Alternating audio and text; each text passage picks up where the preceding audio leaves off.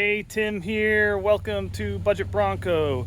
Today we're going to be doing my first oil change on the Bronco. It's been just about 1 year. My oil change indicator says I have about 5% life left, so we'll go ahead and change the oil for the first time. This is the 2.3 liter engine, so if you have a 2.7 liter engine, find another video on YouTube. I have seen some other videos on changing the 2.3 liter oil change, but none of them do it as easy as the process that I'm about to show you. My goal for today is not a single drop of oil spilled, and I'm going to make it as easy as you possibly can do your own oil change on this engine. So we're going to get to work here in a second. The very first thing you're going to want to do is turn that wheel all the way to the right. That's going to give you some access here. I'll show you that later. And with that, let's go. You'll need to take the skid plate off in order to get access to the oil pan. And that might vary depending on your model. If you have a metal skid plate, or in some cases that'll be a plastic skid plate. I have the modular bumper and a metal skid plate. So there's going to be 4 bolts that you need to remove, 2 in the back and then 2 up here in the front. 1 and 2 should be easy to get to. I'll take those off now.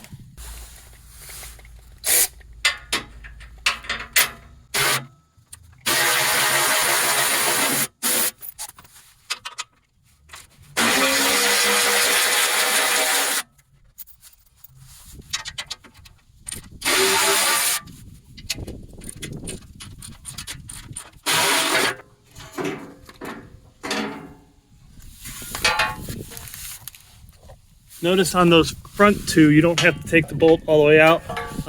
Just loosen them enough because the front has a slot. So you take the back 2 all the way out, the front 2 loosen, and the skid plate will just slide right out. Again, that's for the metal skid plate with the module front bumper and maybe some other models too. And with the skid plate removed, now we have access to underneath the Bronco and the oil plug right here. Should be pretty easy to find. It's just in front of this main member that goes from A-arm to A-arm. So you'll see it here, and it points towards the passenger wheel. So it's a 15 millimeter bolt, same size bolt as we used to take the skid plate off. We'll go ahead and remove that.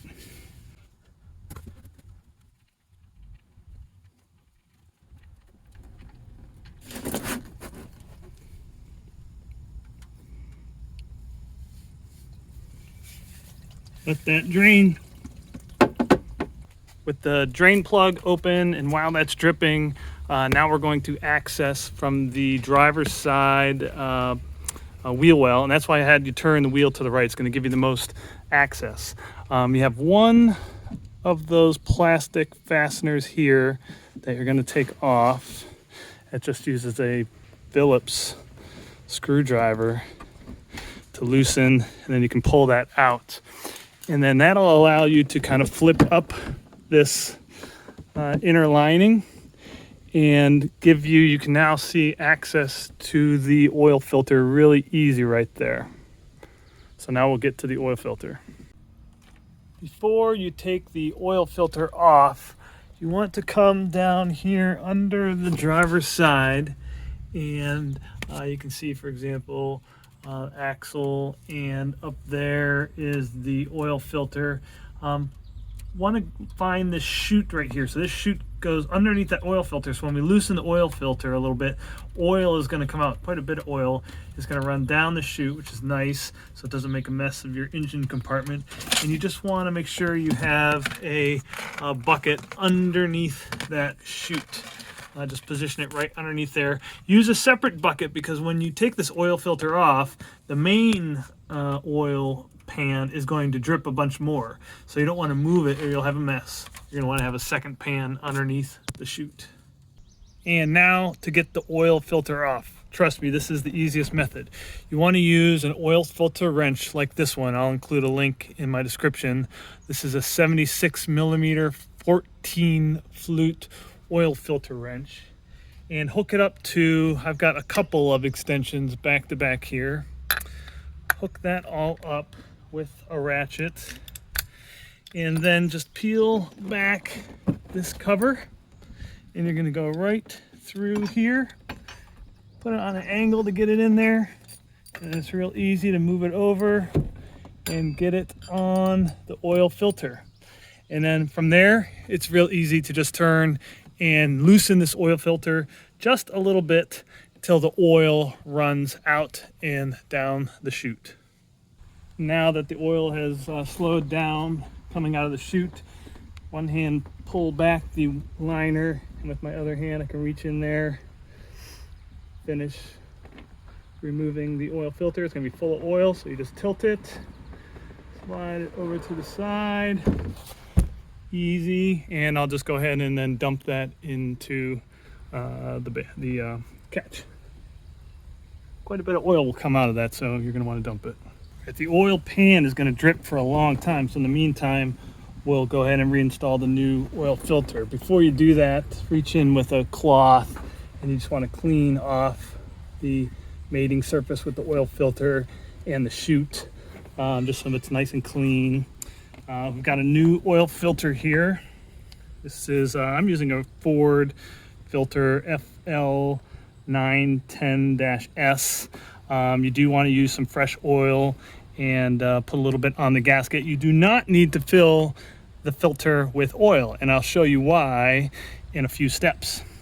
So go ahead, with one hand hold this back, with the other hand I'm going to come in and hand tighten the filter on.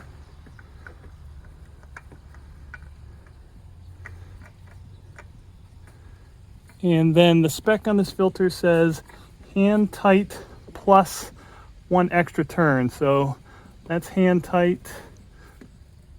And then on the box it says plus an extra 3/4 to 1 turn. So I'm gonna hook up my same wrench that I used to take off the filter. And now I'll tighten it 1 full turn. So that's 1/4, 2/4, 3/4. Actually 3/4 is getting it pretty tight on there. So I'm just gonna stick with 3/4. And we will be good to go. Take this filter wrench off, and then real simple, just put that same plastic rivet back on. I'm going to skip that step, but just okay, back under the Bronco. The oil pan has slowed to a very slow drip, although surprisingly just a little still coming out. So I'm going to go ahead and reinstall the drain plug. Of course, you always want to do this fingers first. Don't try to use a ratchet. You don't want to cross thread that for sure. That would be an ugly mess. And the spec on this is 21 foot-pounds. I'm just gonna do it snug, and I'll come back with the torque wrench and check that. 21 foot-pounds. And with the torque wrench,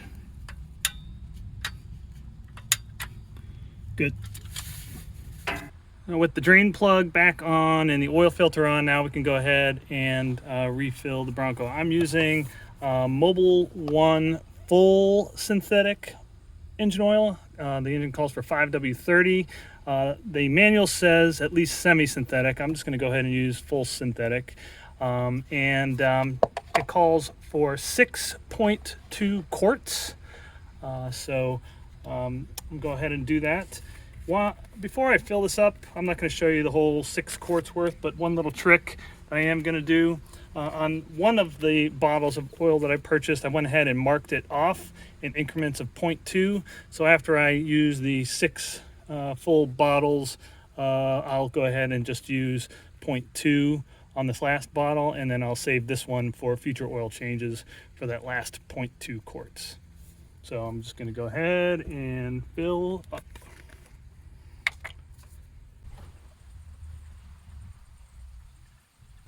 Repeat 6 full quarts plus the extra 0.2. And with the 6.2 quarts fully in, we're good to put the cap back on, and we'll go to the next step. Okay, so you heard me mention earlier in the video that you don't need to fill the oil filter with oil before you start, and here's why. With the manual transmission, hold down the clutch all the way, hold down the gas all the way, and then press this start button just once. And you can hear the engine turns over for like 5 or 10 seconds, but doesn't actually fire up. That's to get the oil all through the system.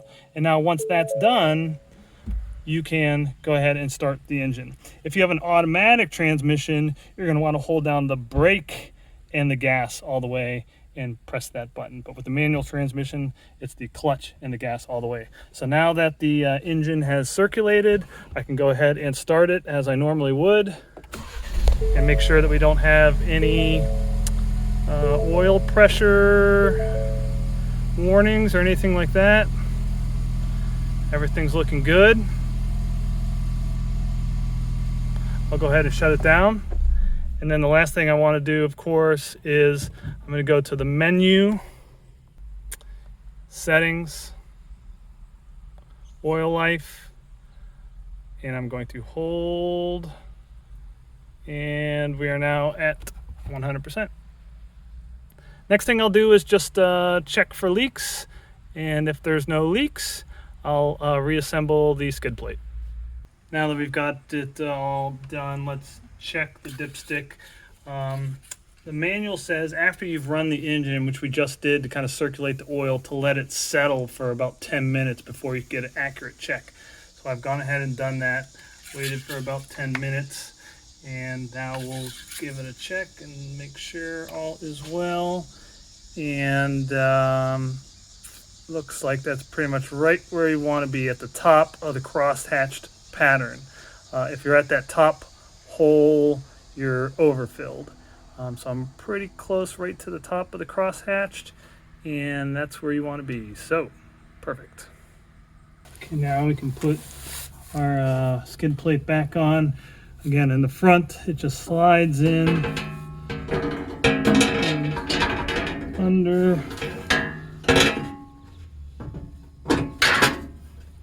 Front side slides in, and then the back side all the way with these.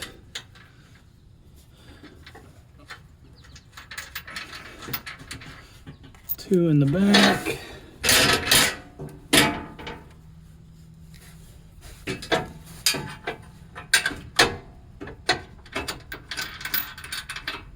Okay, got those finger tight. And then I'll just tighten everything up.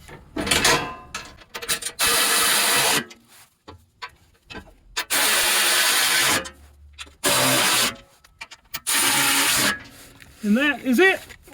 Oil change complete. That is it for today's video. I fell just short of my no drip challenge.